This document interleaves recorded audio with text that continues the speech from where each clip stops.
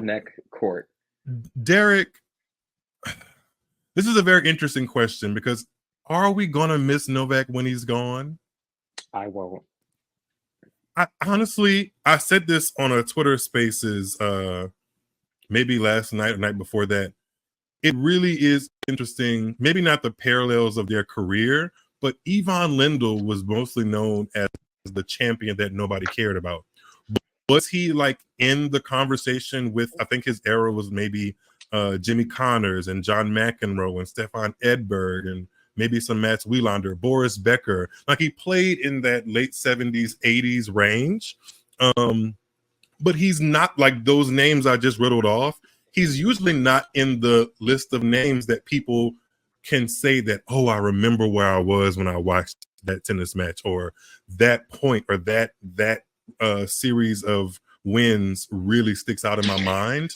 And I fear that that's kind of how Novak Djokovic is going to be remembered. Like if you read when you read his resume, you're going to be like, I mean, it's hard not to just completely be flabbergasted by all he has accomplished on a tennis court, right? When you watch the YouTube compilations of how many Masters titles he's won and how many Grand Slams he's won, it literally is impressive. But unfortunately, impressive achievements do not correlate to heartstrings being pulled and significant memories being associated with those achievements. You know, I think you know what I'm trying to say, right, Clinton? Absolutely. Derek asks, don't you miss Federer? I mean, I miss Federer. Well, yeah, but that's because no one has ever played like him before. He has left such a huge stamp on tennis that I don't think Novak has, other than the fact that he just is he's the winningest, as they say. Yeah, when people start describing Federer and like what they were gravitated to, it wasn't just his trophy cabinet. Like his trophy cabinet and what he accomplished and how many majors he won obviously helped in the conversation, because if he didn't have that, he would just be another Joe Schmo on the ATP tour. So you really have to have the accomplishments for people to have a intense emotional attachment to you as an athlete. But they don't go, oh, I love Roger Federer because he won 5 U.S. Opens in a row. Yes, he won 5 U.S. Opens in a row, but I'm sure if I were to ask people, I know if I were to ask people, they can remember what he did and how he won those 5 U.S. Opens in a row, who he beat, what he, like the epic shots he hit. Djokovic won like what, 4 Wimbledons in a row, and I cannot tell you what stood out besides the fact that he just held the trophy. Like, yes, he played good tennis because you have to play good tennis to be a champion at that level, but it's not mind-blowing, stick with me, let's bring it up at the water cooler at work type of tennis. This is my opinions, and if you're watching this back, please don't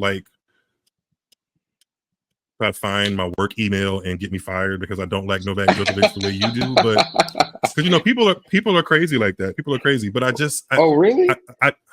Yes. Have you seen Twitter or X? Excuse me. Yeah. I mean, but okay. Derek brings a good point. The epic Djokovic versus Federer comes to mind at Wimbledon. I'm assuming you mean 2019. That's mostly because of Federer for me. For most people, it's epic because Federer had the match points and didn't close, and Djokovic ended up being the winner. And that match is looked at, I mean, with the benefit of hindsight, is looked at as like the one that got away for Federer, and probably the one that egged on like the second turbo boost, if you will, of Djokovic's career, because he finagled out of that match when he shouldn't have, you know. And at that point, he didn't have to face Roger in a Grand Slam final again. He faced Rafa in one more Grand Slam final at the 2020 French Open and got completely blitzed. Everybody else he faced was like nowhere on the same tier. So of course he was going to win, you know? So except that one time against Medvedev, that was just too much pressure on his back, I guess. And also, speaking of pressure, you know how Serena has a whole entire series in the arena? Roger's not American, but I can bet if he and his people in ESPN wanted to combine and make a in the arena Roger Federer series, it would be received well in the States and globally, really. I am not convinced that if Djokovic even pitched a like 8-part, 10-part docuseries that was on ESPN, that it would really get that much traction or engagement. I'm not saying that nobody would watch. I just don't think it would be a talking point the same way it is for Serena and even Roger Federer's Amazon Prime documentary. Like there was emotional attachment to those players, and yeah, Novak doesn't really have that in spades. What can we do? Sorry. But I mean, at least I think the people that come into tune to the tennis know that about me and know that about tennis. So I don't really have to go much deeper than I just did. So yeah, there's that. And sometimes I think it gets lost that we don't think Novak is great because we don't really support him. We know he's great. He's probably arguably the most accomplished tennis player, or even on paper, he is the most accomplished tennis player, male tennis player, I'll say. So, like, there's no denying any of that.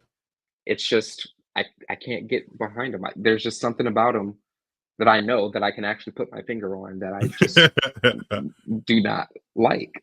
There's audible things he's done in his career that have pushed people away, and he doesn't have the kind of effervescence in aura or style of play that makes me run to my television. Because as it stands right now, he's playing on the court. He literally is the most decorated male tennis player on the court, and he's playing in Arthur Ashe Stadium. And when I turn this stream off, I'm going to go to Berrettini and Fritz, who neither have Slam titles. So that in itself tells me, like, and I would venture to say if I went to the grounds of the Open, I would bet there's a better atmosphere in that match than the match with Djokovic and Laszlo Jerry.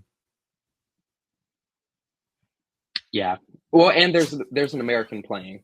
Fair, but if it was Roger Federer playing Laszlo Jerry or Rafa Nadal playing Laszlo Jerry, yeah, would it be that much of a difference? Would it feel like that much of a difference? You got me.